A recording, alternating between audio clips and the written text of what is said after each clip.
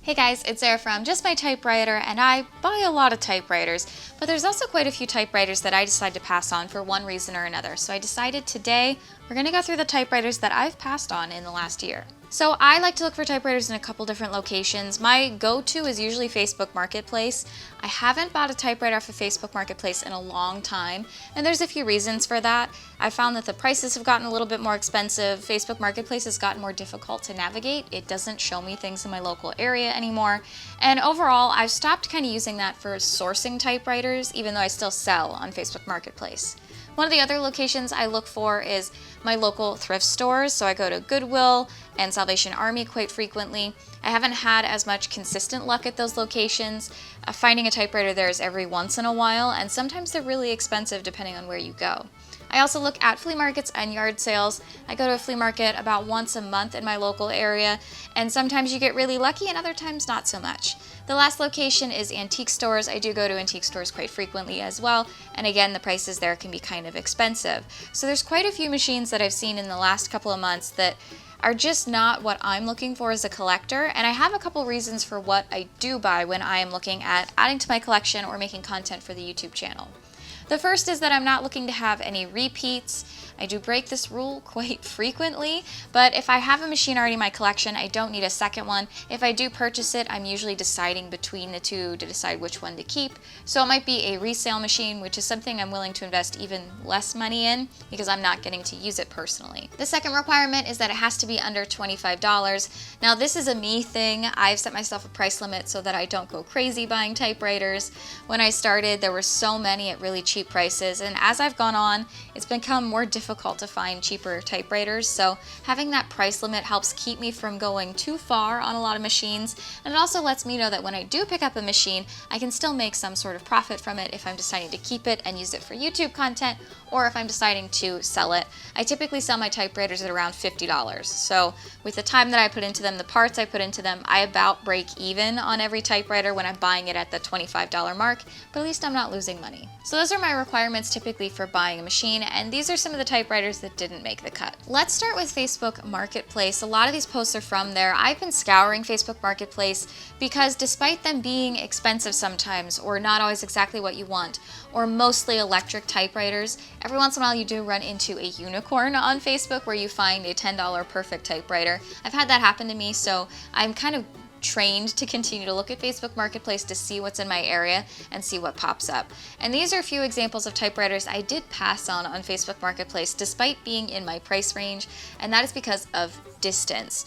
Now, I've had a couple typewriters where I have traveled pretty far to get a typewriter, or I've traveled pretty far to sell a typewriter, but for me, I typically don't like to drive more than about 45 minutes to pick up a typewriter unless I'm going somewhere like a flea market or on vacation, already planning to go that distance. So on Facebook Marketplace, it's become a lot more difficult to search by your local area. I do suggest if you're using Facebook Marketplace to use the local tab and to sort by nearest first. That'll give you the machines that are closest to you. I've had a couple still pop up that are like an hour and a half away, and I've thought about it, but I just haven't committed yet. So here's one. This is a Royal typewriter. This is a portable typewriter. It comes with a case topper. I've seen a couple of these in person for higher prices. This one is in my price range at $15, but it was like an hour and a half away. So a little too far for me to drive. That's a personal thing. Lots of people like long drives. I do not. So for me, it wasn't worth the drive. Another thing that I've gotten better at as I've done more repairs or done more work with typewriters is looking at typewriters that are models I will not buy. There are a few I have on a list of machines I will not buy any more of. This could be for a lot of different reasons. For me, mostly it's because of how difficult it can be to repair these machines. So Royal Quiet Deluxes, Smith Corona Corsair Deluxes, things I will not purchase anymore because I've had enough of them to know that every single one I've had is broken. So here are a few models that I just won't buy. No matter how good the price, no matter where they are, I will not buy these anymore. Unless it's a really good deal. The first here is a Royal Epoch. I just recently purchased a Royal Scrittore, which is a 2012 typewriter. The Royal Epoch started being produced in 2015. This is a newer model typewriter. It's kind of the precursor to the Royal Classics that we have now as the new typewriter. I'm just not interested in purchasing these, and they're incredibly difficult to resale. So I decided to pass on this one. Also, it's $200. Here's another one. I decided to pass on this one as well, despite it being within my price range.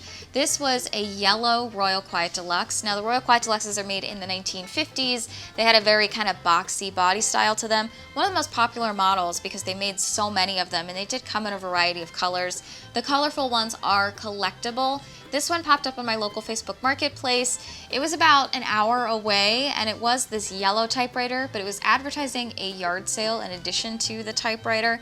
So I wasn't sure if the typewriter would still be there when I got there, and I was gonna pass either way because it is a Royal Quiet Deluxe. These are collectible in this color, but for me, this was not worth the time or the effort. Every single Royal Quiet Deluxe I've had, I've either had to work on something or it doesn't work very well once I do get it working.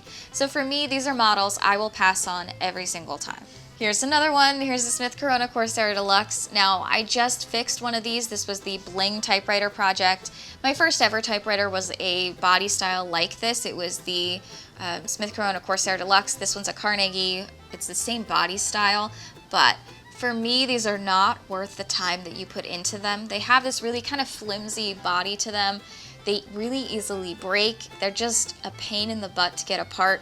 So despite knowing how to work on these guys now, I will not buy any more of these. I just can't justify it. I've had 3. I've been really lucky with 2 of them, but every single time it has been quite the hassle to get them working again. So these are now machines that I decided to pass on no matter the price. Oh, here's another one. Here's a Remington Streamliner, a Sparrow Rand portable manual typewriter. I did just purchase one of these at a flea market and I did repair it. I am not interested in tackling that project again. I did actually resell this machine, so I fixed it and it's completely perfect condition, working really well. I did sell it to someone who was giving it to their son as a first-time typewriter. For me, this is not a project that I'm willing to take on again. It's really interesting how the machines from the 1960s and 70s, especially in the ultra portable body style, are so differently constructed than the machines of the 1950s, and for me it is not worth trying to figure out how to get back in there again. So I'm going to pass on these from now on. And here are 2 more Royal Quiet Deluxes. Again, I will pass on these. These aren't bad buys, and if you do have a Royal Quiet Deluxe or something in this body style and you love it, that's great. I'm so happy for you that you enjoy this machine. For me, it's a pass. I just don't like the action even when they are working. So it's a personal preference thing as well. And if you like this machine, don't feel bad about it. I'm so happy that it does have a fan out there, and I hope you enjoy yours. And if you want, there's quite a few on Facebook Marketplace for pretty affordable prices. Another big reason I have for not purchasing typewriters when I see them is condition.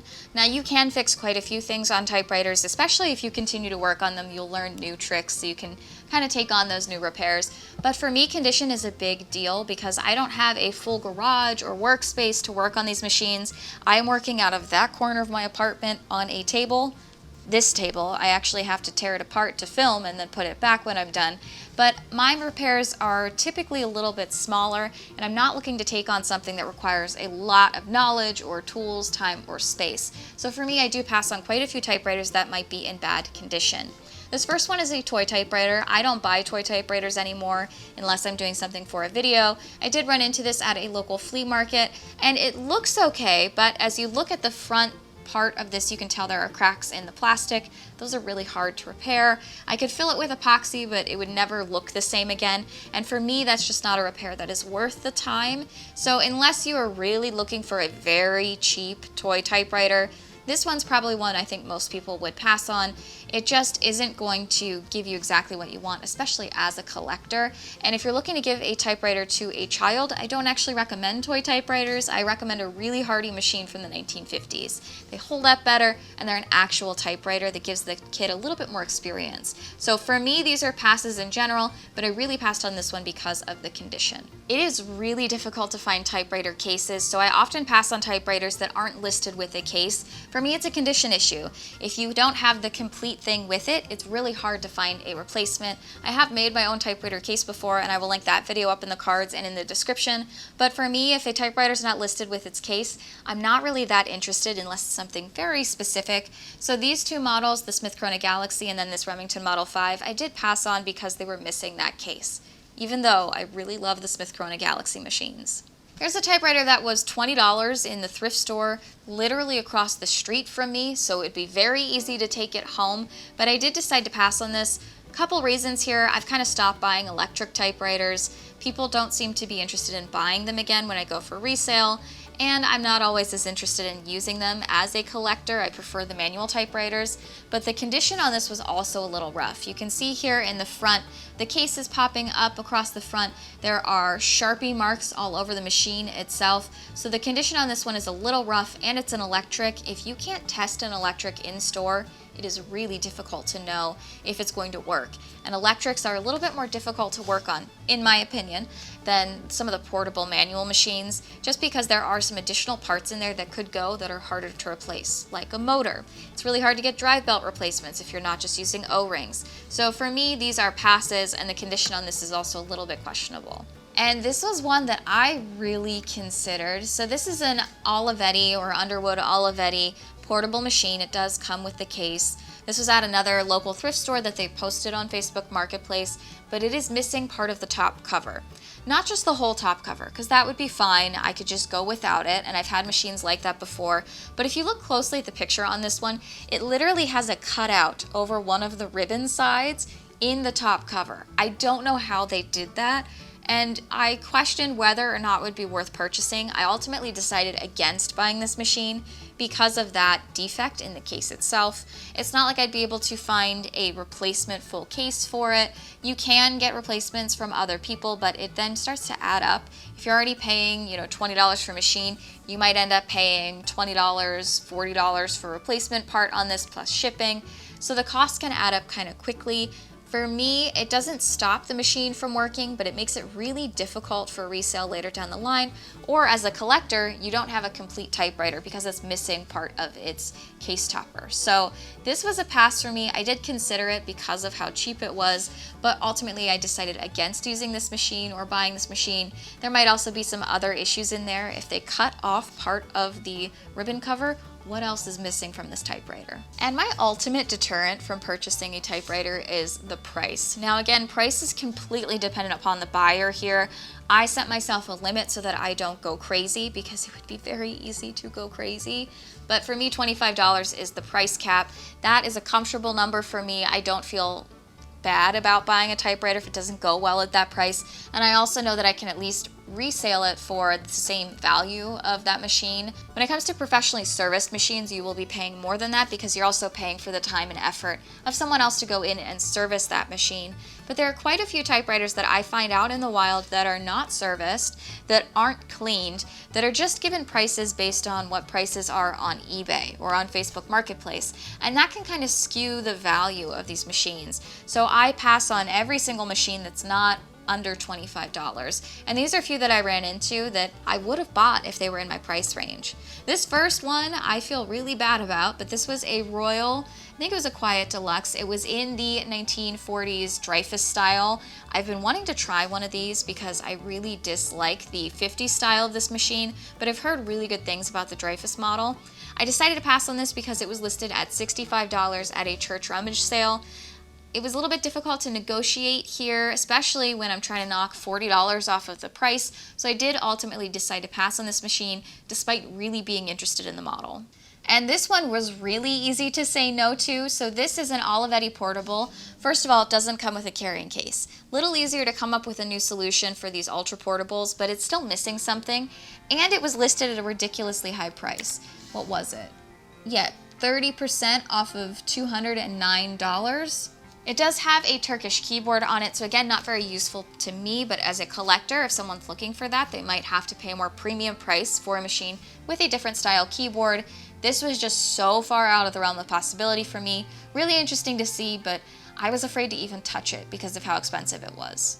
Here's one. This is a Royal typewriter with carrying case for $50, so that's what I would list a machine at, fully serviced and repaired. It can be really close to your price range to pick up a typewriter, but you don't know what's going to be lurking under the surface there. I picked $25 for a reason. If I put $50 into this machine and then put several hours into cleaning it and then it needed a replacement part, I wouldn't be able to make my money back with my local market. People aren't buying my typewriters even at $50 now. So I'm not willing to invest into this machine because I don't know what the outcome will be, and the prices just kind of don't match up. Despite maybe it being a good deal, typically it just isn't going to work out for me. And here's another version of that same Royal Portable. This was also in an antique store. This one was in Cambridge. I was on a trip to Boston recently and I found this one there. But this was listed at $85.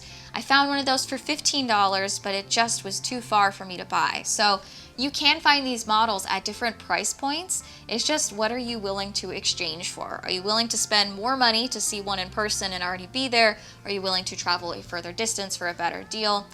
It usually equals out in the end, but you can see here that we have two typewriters that are the exact same model at very different price points. This one is one that I might go back and get at some point. I do have a flea market that's local to me that has quite a few typewriters.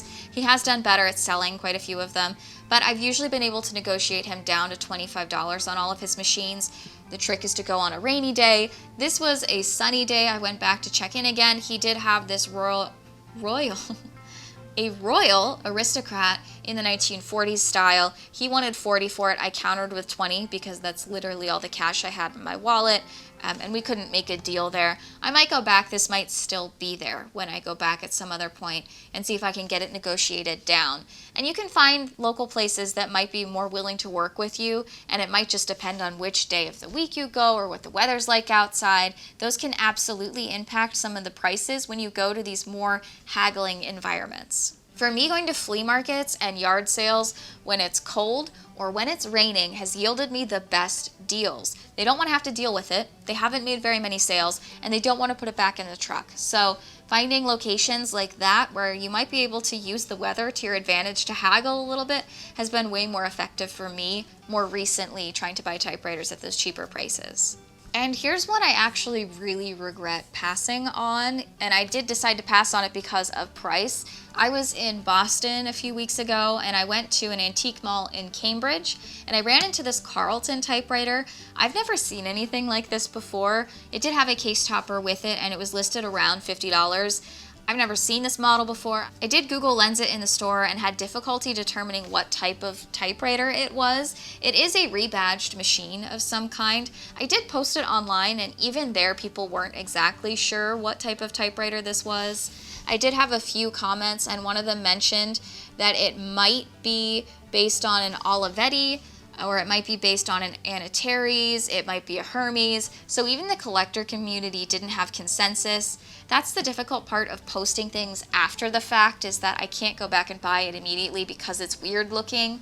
At $50, it might have been worth trying to investigate a little bit, but again, I use that price range, and for me, there's a reason I set it there, and there's been machines that I've kind of regretted not picking up for higher price points, but it does mean that later down the line I have the opportunity to pick up machines for even cheaper, and I'll probably run into something again that's similar for a price that's a little bit more palatable, but I do kind of regret that one. And there have been the ones that I've missed out on. There was a typewriter listed for $20. It was about an hour and 20 minutes away, but I was willing to make the drive for this beautiful wood grain Royal typewriter.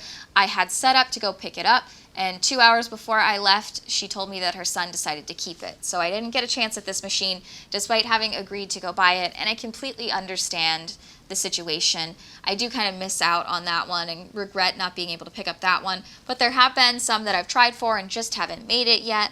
And so buying and selling typewriters can have quite an ebb and flow to it. I've gone 6 months without buying typewriters, and then there have been times where I've bought 3 in a week. So it can really depend on the market where you're going to look for typewriters and all of the factors that lead to the typewriter market prices. So those are some of the reasons why I don't buy typewriters in my area. It can vary so much depending on each individual machine. I look at the condition, the price, the distance, and also look at some of the models that I have already and my experience with those models when it comes to purchasing typewriters. Now these are just lists for me to kind of keep track of when I'm out there hunting, but I find that having specific conditions keeps me from going overboard on buying machines and then not being able to rehome all of them or find new places for them to go. If you're interested in more typewriter content, I do some other videos on this YouTube channel, as well as on Instagram at just.my.typewriter. And I thank you all so much for watching, and remind you, you're just my typewriter.